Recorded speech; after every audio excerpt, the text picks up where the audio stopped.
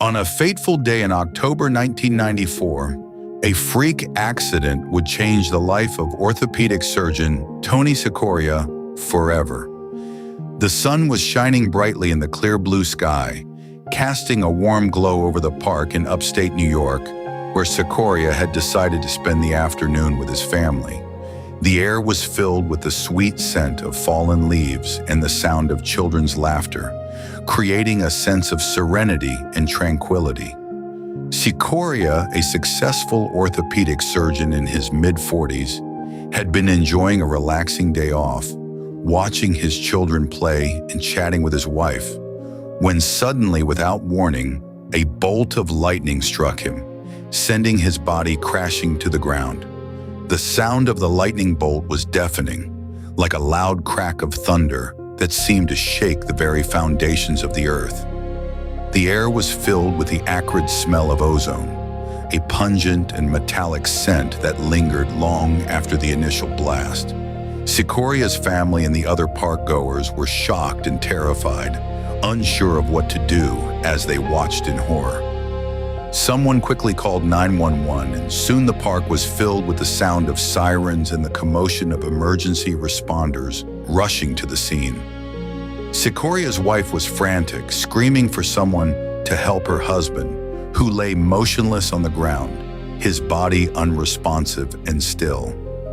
As the paramedics arrived, they quickly assessed the situation and sprang into action, administering CPR and trying to revive Cicoria.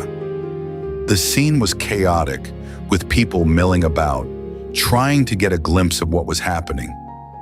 The paramedics were calm and professional, but the sense of urgency was palpable. They worked tirelessly to try and save Cicoria's life, their movements swift and precise as they pumped his chest and breathed air into his lungs. The minutes ticked by, each one feeling like an eternity as Cicoria's family and the bystanders waited with bated breath, hoping against hope that he would pull through.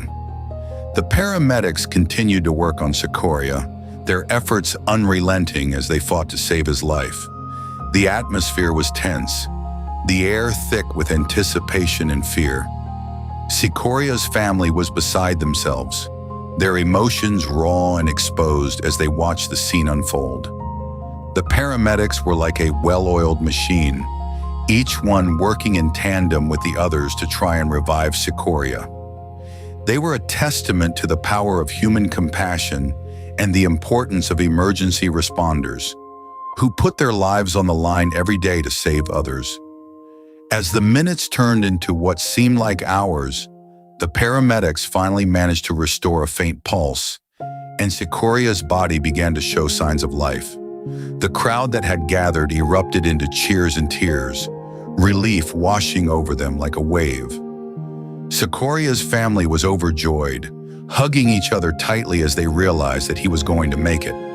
But little did they know, Cicoria's ordeal was far from over.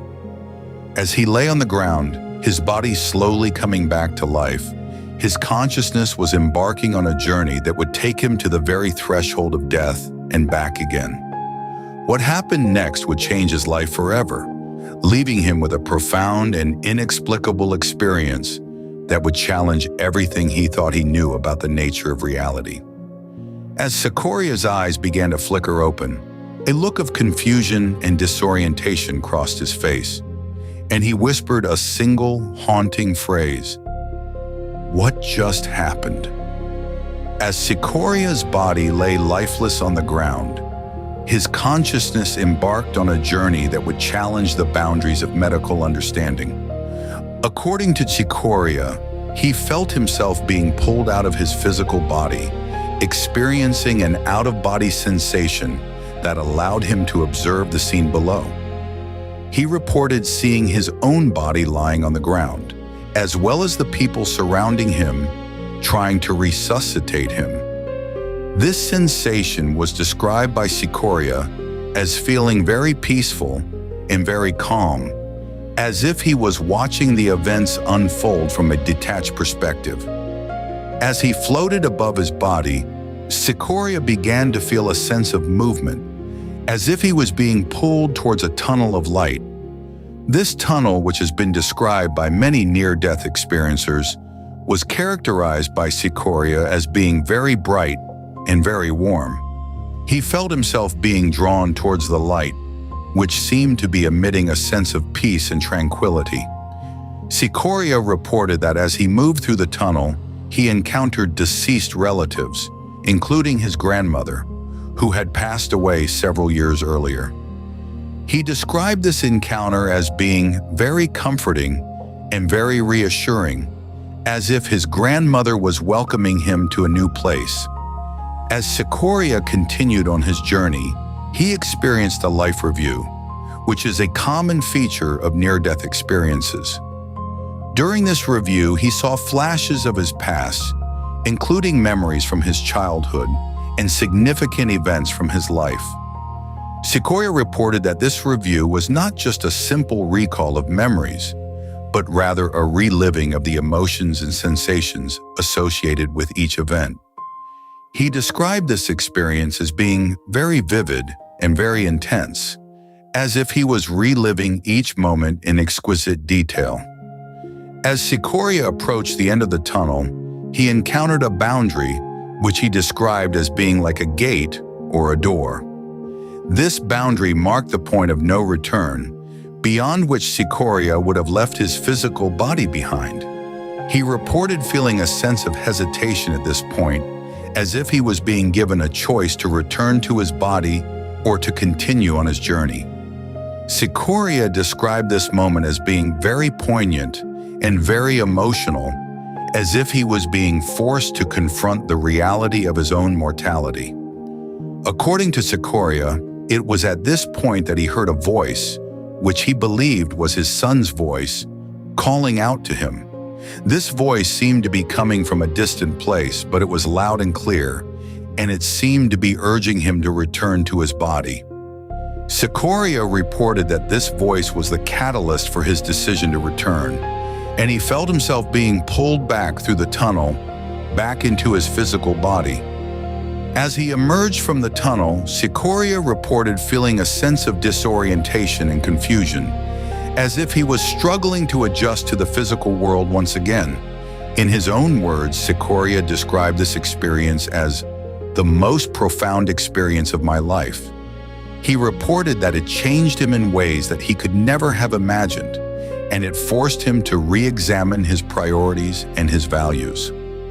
As Cicoria slowly began to regain consciousness, he was met with the sound of voices and the feeling of hands pressing down on his chest. He was being resuscitated by bystanders who had managed to revive him after several minutes of cardiac arrest. As he took his first breaths, Cicoria was unaware of the profound journey that he had just undergone, but he would soon come to realize that his life had been forever changed by the experience. The science behind near-death experiences is still not fully understood, but researchers like Dr. Sam Parnia, a renowned expert in the field of resuscitation medicine from Southampton University, are working to unravel the mysteries of the human brain during clinical death. In his 2014 study, Dr. Parnia and his team investigated the phenomenon of awareness during cardiac arrest, and their findings shed new light on the complex relationship between the brain and consciousness.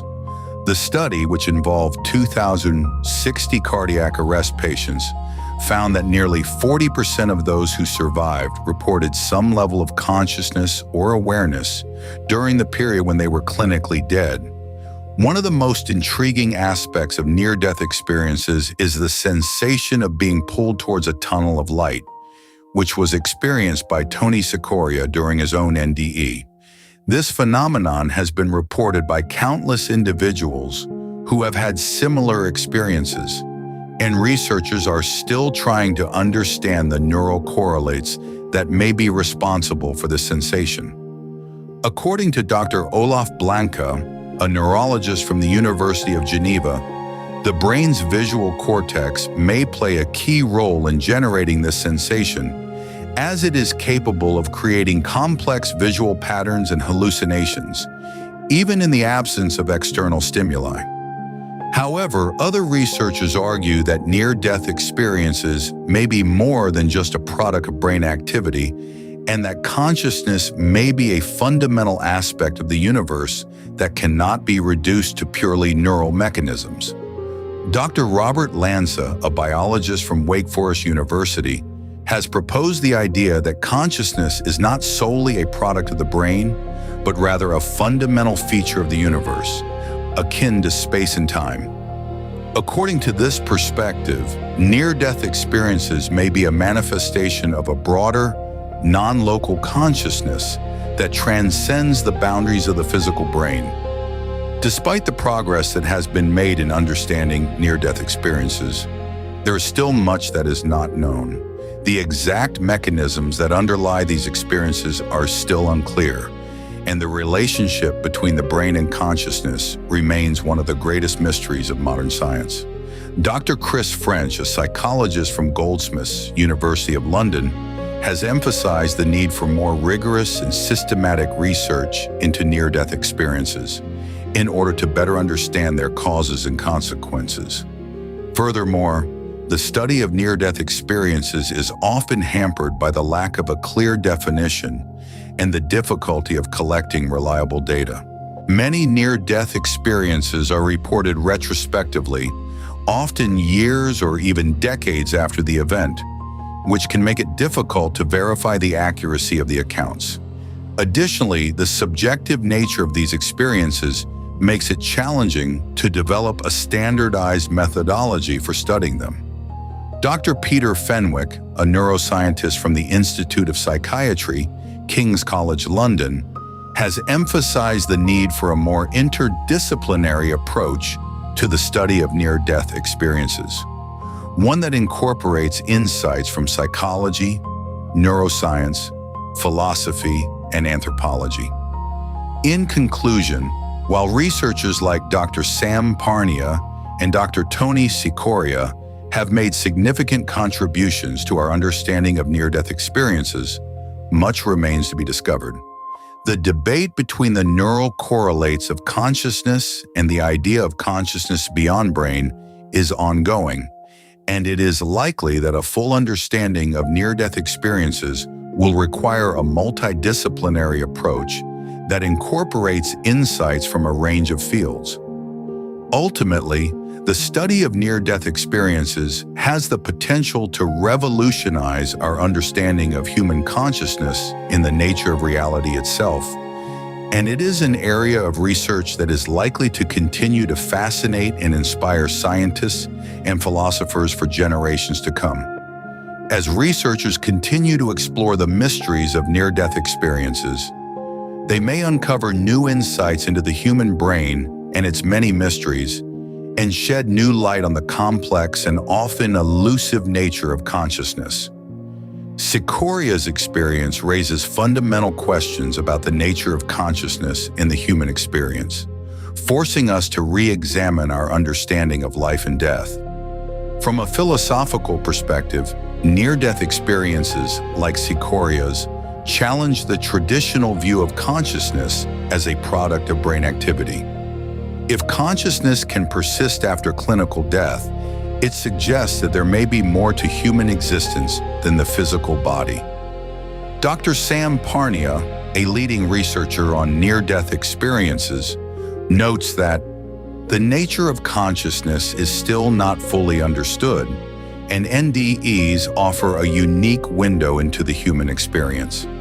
This perspective is supported by the fact that many people who have had NDEs, including Cicoria, report feeling a sense of peace and unity with the universe, which is difficult to explain from a purely materialistic viewpoint.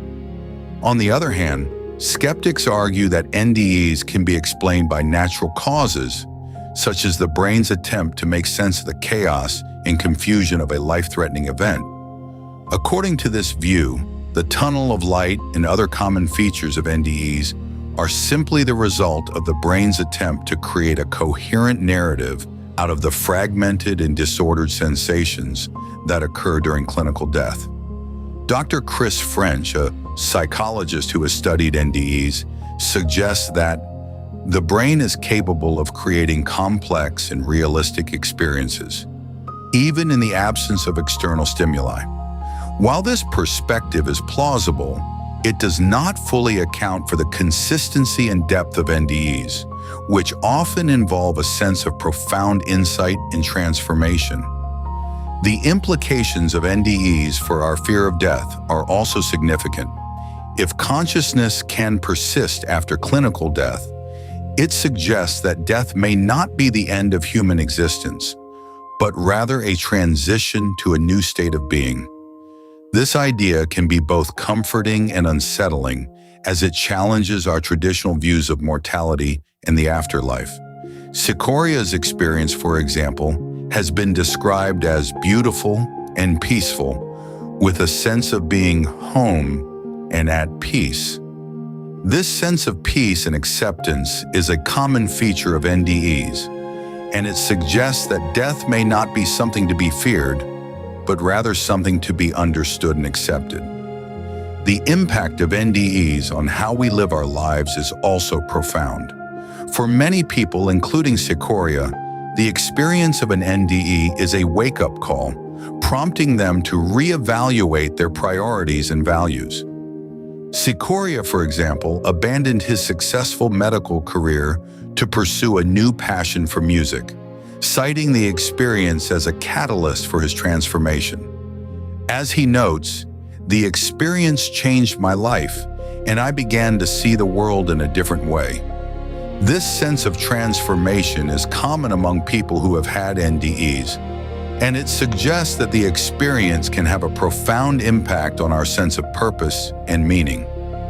In addition to the personal impact of NDEs, they also raise important questions about the nature of reality and the human experience.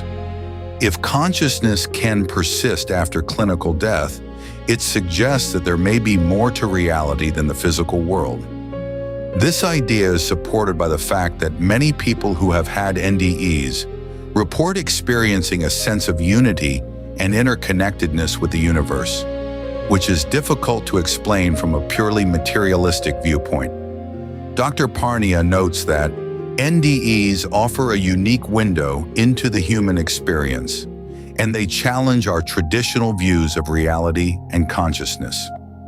As we reflect on Cicoria's experience and the implications of NDEs, we are forced to confront our own mortality and the mystery of human existence.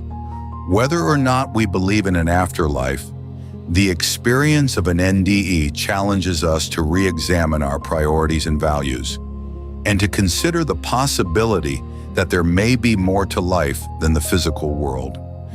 As we ponder the nature of consciousness in the human experience, we are invited to embark on a journey of self-discovery and exploration, one that may lead us to a deeper understanding of ourselves and the world around us.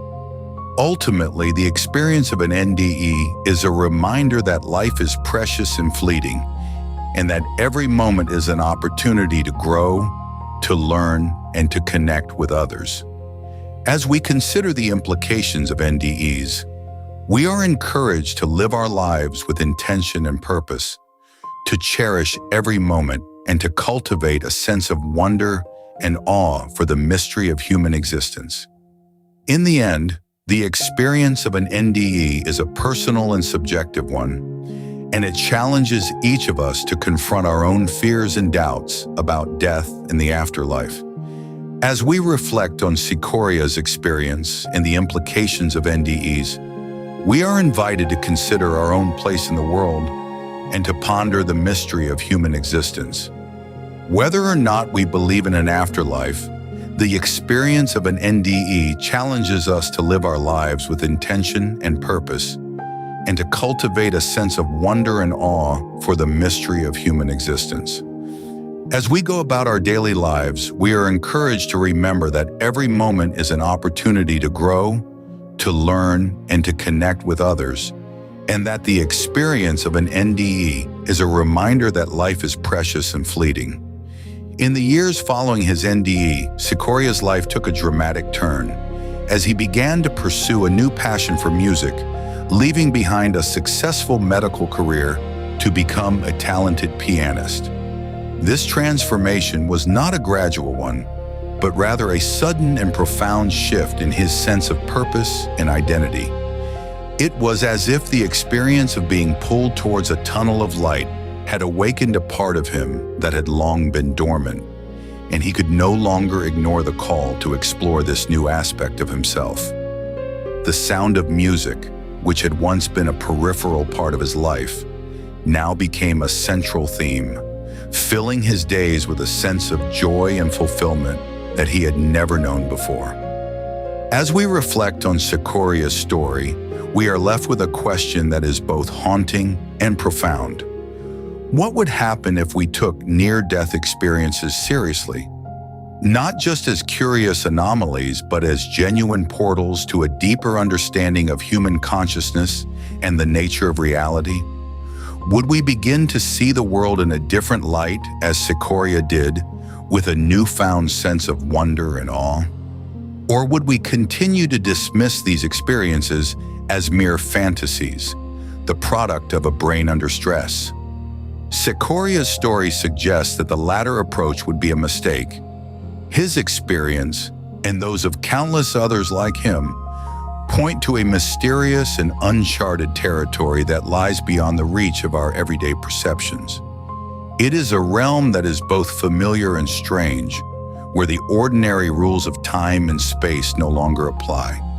And yet, despite its mysterious nature, this realm is also curiously intimate, speaking to something deep within us that we can barely articulate. As we sit with the mystery of Cicoria's NDE, we are reminded that the human experience is far more complex and multifaceted than we often give it credit for. We are beings of paradox and contradiction, capable of both great beauty and great suffering. And it is precisely this complexity that makes near-death experiences so fascinating, for they offer a glimpse into the hidden patterns and connections that underlie our lives. In the end, Cicoria's story leaves us with more questions than answers. What is the nature of consciousness, and how does it relate to the brain and the body? Is there a part of us that survives physical death, or is the self purely a product of neural activity? These are questions that have puzzled philosophers and scientists for centuries, and they are not likely to be resolved anytime soon. And yet, even in the absence of definitive answers, Cicoria's experience offers us a profound gift, a reminder of the magic and wonder that lies just beyond the edge of our everyday perceptions, waiting to be explored and discovered. As we reflect on his story, we are invited to embark on a journey of our own, one that takes us to the very limits of human understanding and beyond. The world of near-death experiences is a complex and mysterious one, full of strange and wondrous landscapes that challenge our ordinary ways of thinking. It is a world that is both fascinating and unsettling, full of paradoxes and contradictions that defy easy explanation. And yet it is precisely this complexity that makes it so compelling, for it speaks to a deep and abiding sense of curiosity that lies at the heart of the human experience. As we explore this world, we are reminded that there is still so much that we do not know, so much that lies beyond the reach of our everyday perceptions. And it is this sense of mystery and wonder that makes the story of Tony Cicoria's NDE so unforgettable, a testament to the power of the human spirit to transcend even the most daunting challenges and to emerge transformed and renewed.